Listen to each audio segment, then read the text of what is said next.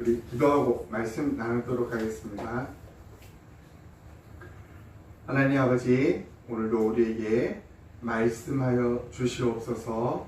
우리가 주의 말씀을 사모하고 주의 말씀 앞에 순종하며 주의 말씀이 우리의 영원한 양식임을 고백하며 그 말씀의 능력으로 오늘도 이 한 주간도 살아가기를 간절히 소망합니다.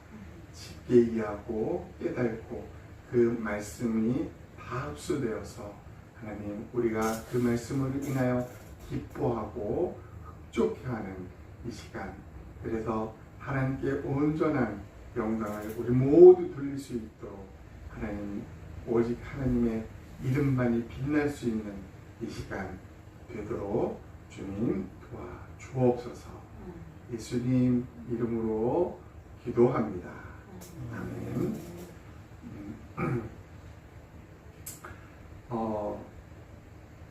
성경에는 수많은 멸망에 대한 이야기가 나옵니다. 엄청나게 많이 나옵니다. 심지어는 계시록의 이후에 앞으로도 엄청난 멸망이 있을 거라고 예언을 하고요.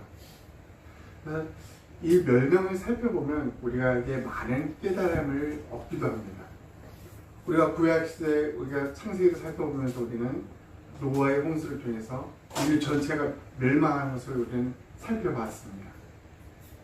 그리고 또 소돔과 고모라 성을 통해서 한 도시가 처참하게 멸망당하는 모습을 보게 됩니다. 또 예루살렘 성 AD 70년에 로마에 의해서 그 견고한 예루살렘 성이 멸망당하는 것을 보게 됩니다. 그리고 더 나아가서 개인적으로 남유다의 마지막 왕인 시드기야, 그러니까 남유다는 다윗 왕의 자손들이 계속 왕이 이어졌어요. 마지막까지 남았던 그 남유다 마지막 왕 시드기야 왕도 멸망합니다. 시드기야가 바벨론에 의해서 두 눈이 뽑히는 그런 장면을 그림으로 그렸던 건데, 이 시드기야 왕이 마지막으로 본 장면이 뭔지 아세요? 마지막으로 본 장면, 시드기야 두 눈이 뽑히며 쇠사슬로 이제 바벨론까지 끌려가요.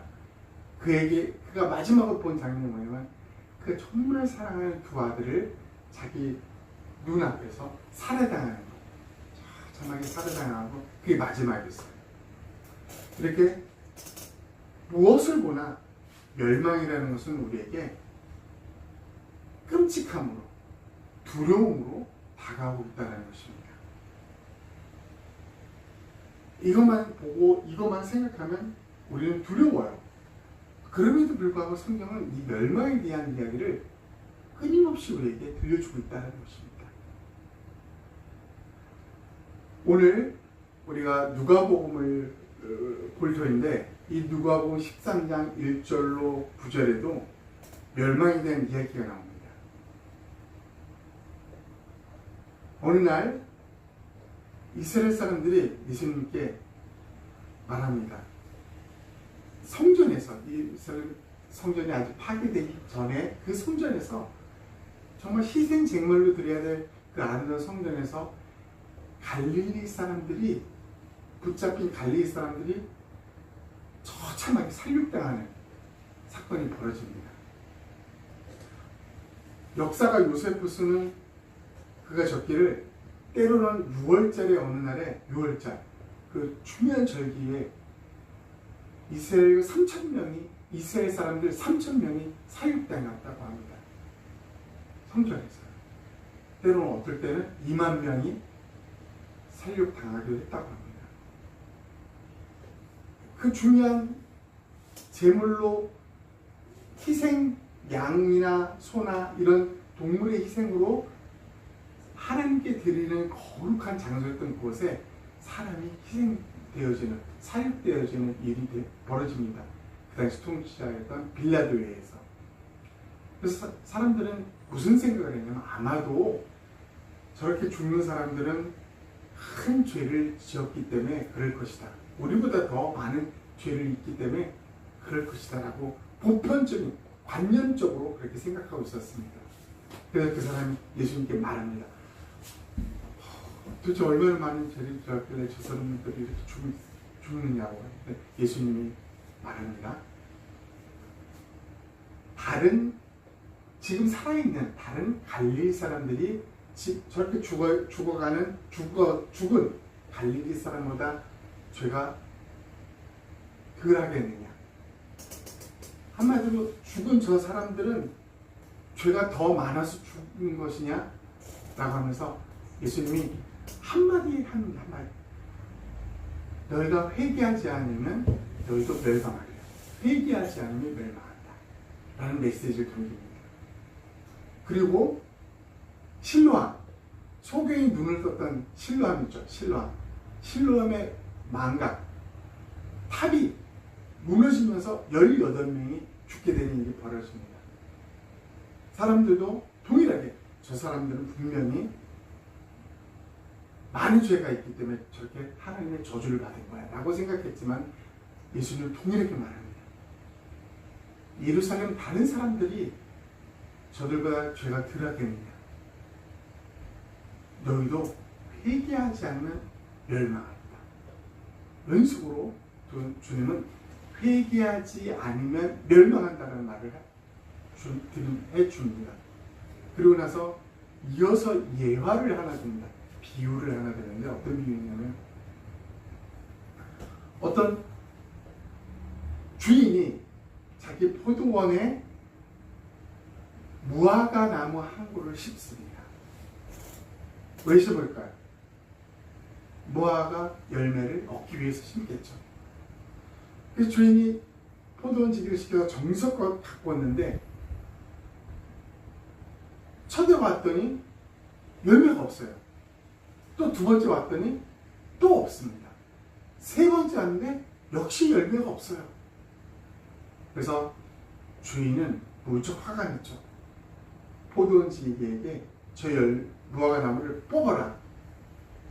왜 쓸데없는 나무가 이곳에 심겨서 이 땅만 버리겠느냐. 뽑아. 그랬더니 포도원 지기가 간청을 합니다.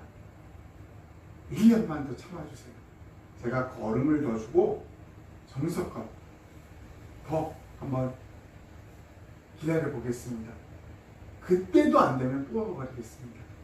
라는 이야기가 누가복음 13장 1절로 9절의 이야기입니다. 우리는 여기서 아주 묘하게 하나님 멸망에 회개하지 않으면 멸망한다 하면서 비유를 들었는데 무슨 비유를 들어요? 열매 맺지 않는 비유에 대한 이야기를 들어요. 무슨 상관이 있을까? 무슨 상관?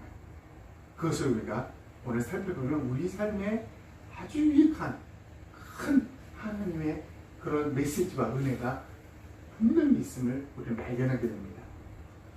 우리 한번 다른 못 읽지만 7절 한번 읽어보겠습니다. 시작. 그래서 그는 포도원 지기에게 말했습니다. 이 무화과 나무는 열매가 있는지 보려고 3년 동안이나 와 보았건만 하나도 없으니 나무를 베어버려라. 무엇 때문에 땅만 버리겠느냐. 네. 주인이 와서 포도원지에 헛동을 칩니다. 이거 버려. 3년 동안 내가 와서 3년 동안 왜 왔다고요? 무엇 때문에? 열매. 주인이 원하는 건 단 하나였어요. 열매. 주인이 척박한 땅에서 살 수도 죽을 수도 있는 그런 환경에서 열매를 얻으려고 한 게 아니라고 그랬죠. 포도가 지금까지 쭉 열렸던 그 좋은 땅에 심었다는 것입니다. 그럼에도 불구하고 참고 3년 동안 기다리는데 없어요. 이 주인은 분명하게 원한 것은 열매였습니다. 근데 이 열매가 없을 때는 뭐야? 베어버린다.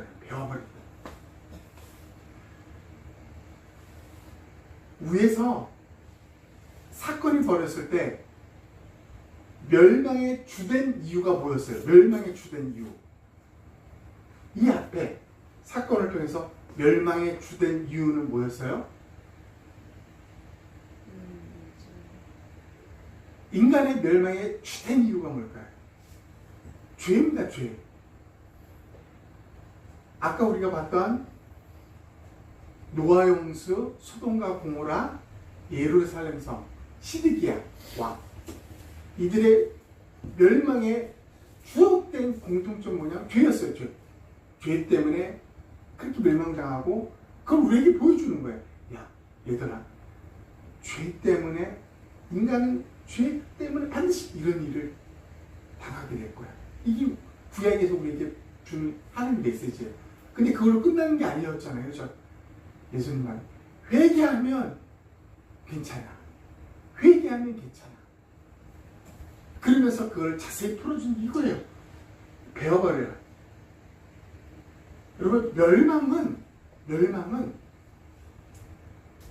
아주 쉽게 말하면 하나님께서 멸망하시는 거예요.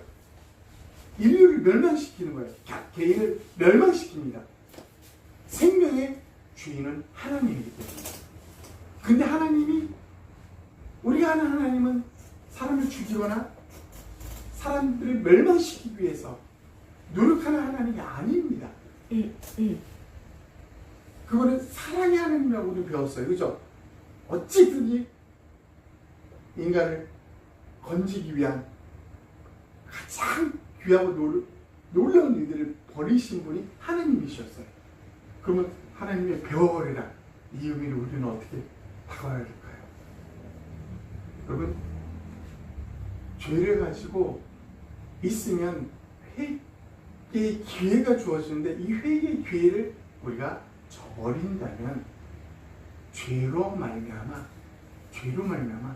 이 죄는 빛이신 하나님과 함께 할 수 없어요.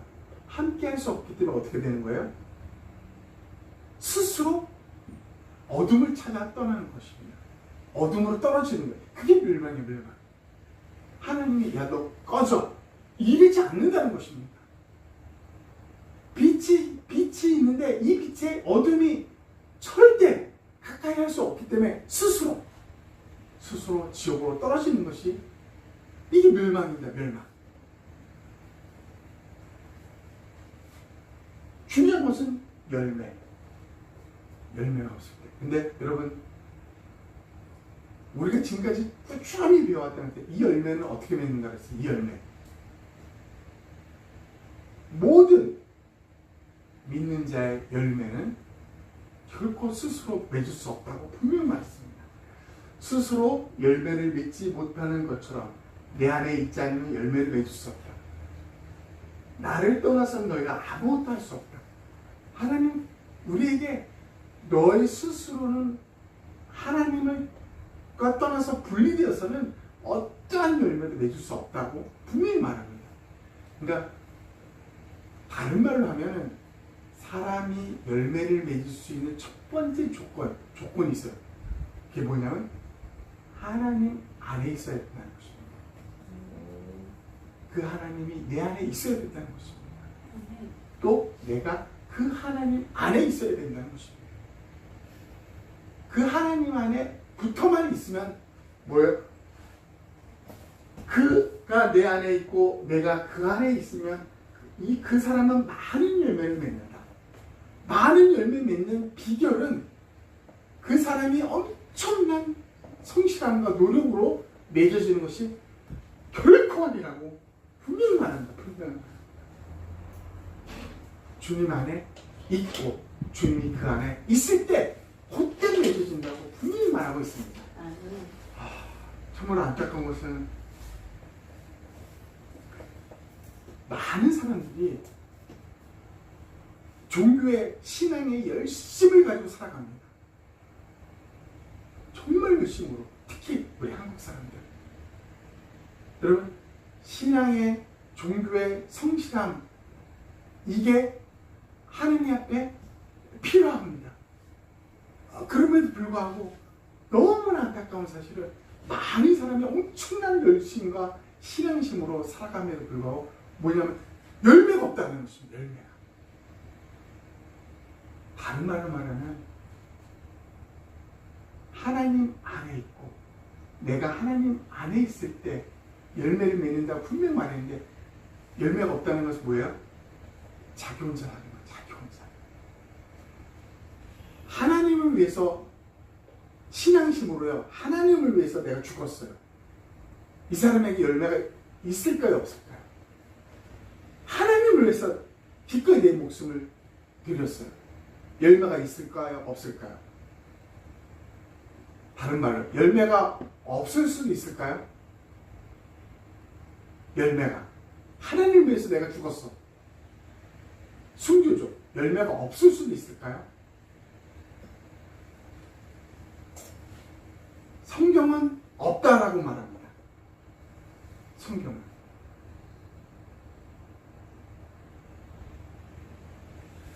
평생을 하나님을 위해 섬겼고 정규적으로 규칙적으로 성실하게 신앙생활을 해왔던 사람임에도 불구하고 열매가 없을 수 있다라고 성경은 아주 분명하고 명확하게 말하고 있습니다. 수많은 사람들이요. 하나님이 있는 수많은 사람들이요. 내가 하나님을 위해서 기꺼이 죽음을 포기한 사람들이 바리새인들이었습니다. 바리새인. 정말 많이 죽었어요. 그 사람들. 그럼에도 불구하고 하나님이 오셨을 때 독사의 자식들이었어요. 세례요한도 그들을 향하여 독소를 퍼부었습니다. 왜? 열매 없어. 열매. 중요한 것은 열매다. 열매 없으면 멸망할 불쌍한 정말 악독한 그런 자식들로 지금 살아가고 있다라고 호통을 치면서 때로는 아픈 심령으로 외쳤습니다. 세례요한 예수님이.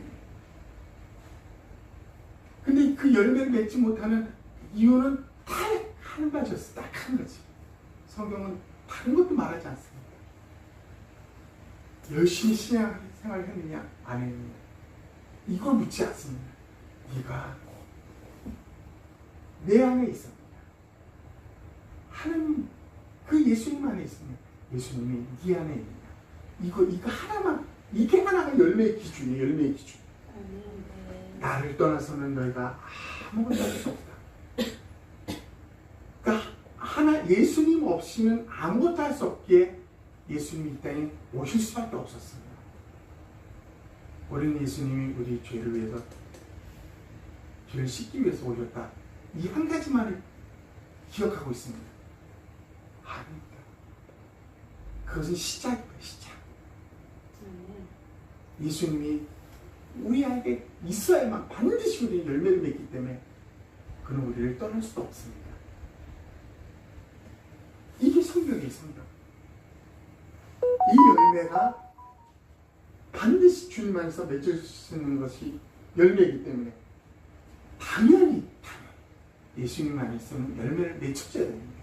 근데 베어버리는 나무는 어떤 열매 없는 나무겠죠. 어떤 나무요? 예수님과 상관없이 자기 혼자 종교 생활하는 나무죠. 자기 혼자 정말 열심으로 살아가는 열매. 여러분, 며칠 전에 제가 야 이런 사람도 있네. 야 이 사람은 저는 정말 이 사람을 따라갈 수가 없어요. 근데 제가 나이는 저보다 어려운 것 같아요. 근데 난 그 사람 정말 존경하는 사람이 있습니다. 누군 같아요. 누구? 션이라고 들어서 션 가수였다가 파리로 만들면 81.5km를 뜁니다. 그래서 그걸 보고 후원한 사람들 후원금을 모아서 그러니까 그는 버는 모든 돈을 그는 지금도 집이 없다고 합니다. 모든 돈을 다 후원하는 거예요. 광복절로 아니 독립 독립군 후손들, 가난한 사람들 집 지어주고, 저기 아프리카에 있는 사람들을 도와주는 거. 또 최근에 전 세계 최초로 병원을 지금 짓고 있어요. 류게리 그 요양병원을 짓고 있습니다. 돈이 어마어마하게 들어가는데 그걸 해내고 있어요. 근데 축구 선수 중에 신앙인 중에 야, 이 선수는 대단하다 하는 선수가 나오면 이영표가 존경하는 사람이 이 사람이 시원이셔. 여러분, 그들은 삶에 있어서도 엄청납니다. 그러면서도 그 열매도 엄청납니다. 사실 이렇게 모든 면에 완벽하게 살아가는 사람은 그리 흔치 않아요. 근데 하나님이 모두가 우리가 야, 너는 반드시 현과 같은 이런 철저한 사람이 되어야 돼 라고 한다면 얼마나 힘들겠습니까? 저 같으면 그게 저에게는 지옥 같습니다. 지옥. 내가 할 수 없는데. 근데 하나님은 그걸 요구하시는 게 아니라 뭘 요구하신다고요? 야, 열매는 내가 맺을게. 너는 나에게 붙어만 있어. 너무 행복하지 않습니까? 주님은 열매를 보는데 열매는 이제 내가 맺을 테니까 대신 내가 네 안에, 네가 내 안에만 있어. 나한테 붙어만 있어. 이거 하나만 내가 조건을 너한테 던질게. 이거보다 행복한 종교가 어디 있습니까? 너 아니면 매년 81.5km를 뛰어.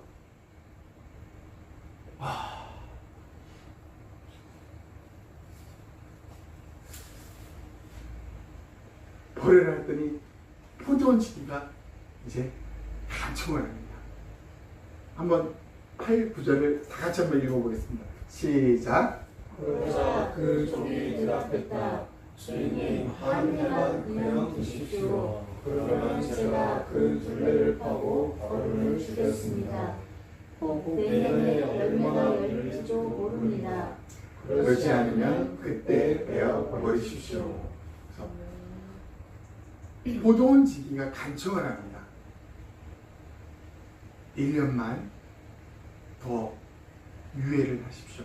제가 영양분을 뚝뚝뚝 줘서 반드시 자라날 수 있도록 하겠습니다. 그때도 만약에 그 열매가 없다면 베어버리십시오 라고 합니다. 무엇을 볼 수 있어요? 지금 주님이 우리에게 얼마나 인내하시는가를 봅니다.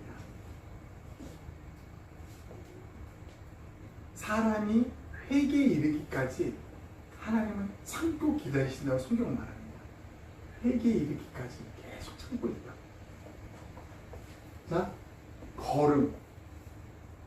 끊임없이 이 걸음을 준다는 말을 통해서 우리는 무엇을 발견합니까? 하나님 우리를 그냥 방치하지 않는다는 것을 발견합니다. 끊임없이 우리가 열매 맺을 수 있는 하나님만의 방법을 우리에게 계속 공급하고 있다는 것을 지금 이 순간도요. 우리의 예배를 통해서, 성경을 통해서, 혹은 신앙 서적을 통해서, 믿음의 선배와 믿음의 사람들을 통해서 끊임없이 우리에게 이 걸음을 허락하게 주고 있다는 것입니다. 그러니까 여러분, 사실 우리가 이렇게 예배 드린다는 것은 정말 행복한 것입니다. 이 걸음을 받고 있기 때문에요. 우리가 성경을 매일 본다는 것은 정말 정말 행복한 것입니다. 하나님이 반드시 열매 맺게 해야 돼. 걸음을 주고 있는 그 연결고리를 하나님이 열매가 없는 우리들 향해 계속 찾고 있는 것입니다. 하나님의 그 놀라운 사랑이 우리에게 보이는 거예요. 우리에게 실제적으로. 근데 이 예배를 벗어나고 이 성경을 벗어나고 신앙의 믿음의 형제자매의 삶에서 벗어나고 이 걸음을 거부하는 자들, 어떤 열매가 있을까요? 아무런 열매가 없다라는 것입니다. 그리고 기다립니다. 열매, 내년에 열매가 맺힌다는 조금들 반드시 열매 맺을 것입니다. 걸음 제가 주고 있습니다. 조금만 더 기다려 주십시오. 여러분 생각해 봤습니까? 하나님이 이 열매를 우리에게 찾을 때 가장 먼저 찾는 열매가 뭔지 혹시 아세요? 어떤 열매가 가장 먼저 맺혀질 때 될까요?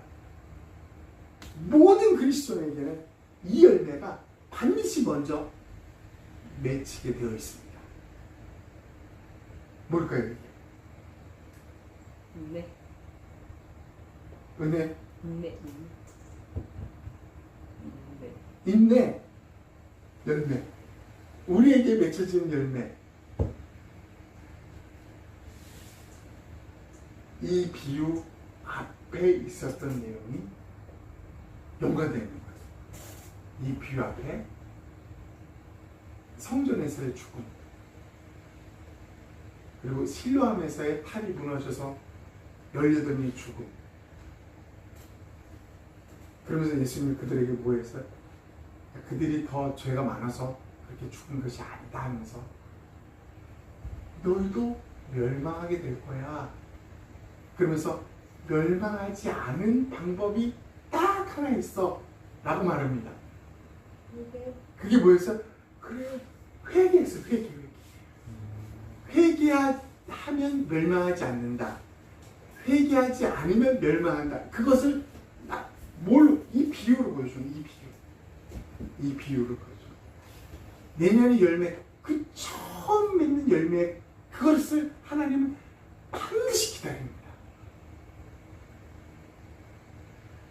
마태복음 3장에 회개에 알맞은 열매를 맺히다. 요한이 세례를 베푸는데 엄청나게 많은 사람들, 바리새인들도 오고 막 뭐야. 그래서 요한이 그들에게 하죠. 이 독사의 자식들아, 회개에 합당한 열매를 맺으라. 이게 무슨 말일까요? 신앙생활 열심히 한 여러분, 모든 사람들로부터 존경을 받을 정도로 모범적인 신앙생활을 했던 여러분의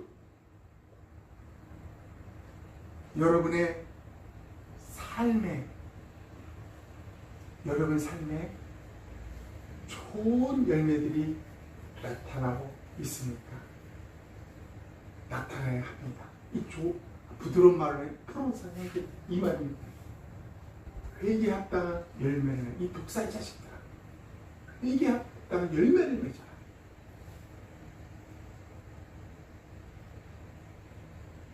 열매를 맺기 위해서는 가장 앞에 반드시 있어야 되는 게 회개. 여러분, 이 회개가 하나님과의 관계를 통해서 제일 먼저 맺게 되는 열매입니다. 이 회개가 나 이제 회개해야지 해서 되는 게 아니라는 것입니다. 전도를 하다 보면 다 즐기다가 젊었을 때 내가 즐길 다 즐기다가 나이 들면 그때 예수님 믿겠습니다. 이게 가능할까요? 회개는 내가 나이 들면 내가 그때 회개할게. 불가능하죠.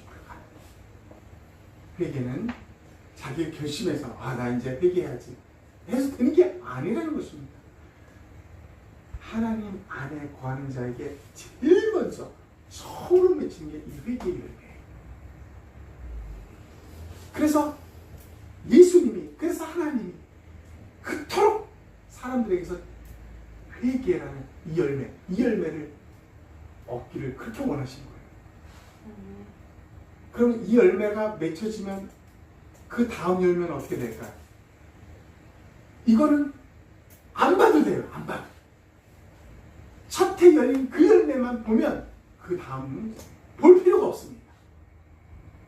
그 회개의 열매는 하나님 안에 있을 때 반드시 열매 맺게 되어 있습니다. 그 회개의 열매가 맺혀짐과 동시에 그 후로는 뭐야? 자연스럽게 열매는 주렁주렁 맺게 되어 있다는 것입니다. 그 주님은 그래서 야 얘들아 한 가지만 너에게 이 열매만 있음을 보여줘. 회개 열매. 회개의 열매 없이 다른 열매가 맺혀질 수 있냐고요? 불가능합니다. 불가능해요. 그래서 주님은 이 앞에서 회개하지 않으면 너희도 멸망할 것이다. 반드시 회개해야 돼. 근데 그 회개는 어떻게 일어나냐면 너희 힘으로 회개할 수 있는 게 아니야. 나를 통해서, 예수님을 통해서, 하나님을 통해서 너희가 회개라는 첫 열매를 맺게 되겠어. 그 열매를 맺고 그 후로는 자연스럽게 열매를 주렁주렁 맺게 될 거야. 이 이야기를 이 누가복음 13장 1절로 9절부터 쭉 해주시는 것입니다. 기다립니다. 회개의 첫 열매가 맺혀질 때까지. 그 하나만 보면 주님은 다른 열매 다시 오지 않아도 됩니다. 됐어, 이제 됐어. 그게 우리의 신앙입니다. 신앙. 여러분 마무리를 하면서요, 우리 신앙을 위해서 하나님을 위해서 죽었던 바리새인들이 하나님을 위해서 죽었는데 불쌍하지 않습니까? 그럼에도 불구하고 열매가 없다는 것이 절대 회개하지 않습니다. 절대 회개라는 것을 모릅니다. 내 열심으로, 무지막지한 열심으로, 성실함으로 정말 신앙, 종교 생활을 철저하게 합니다. 하나님은 이런 모습, 이 철저한 신앙생활 자체를 싫어하는 게 아니에요. 하나님 없이 하는, 열매 없이 하는 신앙생활이 문제라는 것입니다.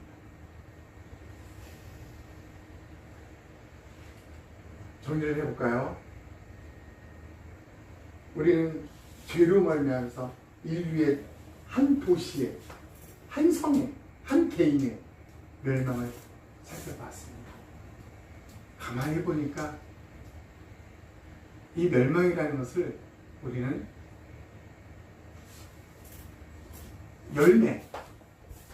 열매를 보고 열매와 관계에 있다는 것을 보게 됩니다. 그리고 이 열매는 우리 삶에 영원히 맺히게 됩니다. 멸망이라는 것도,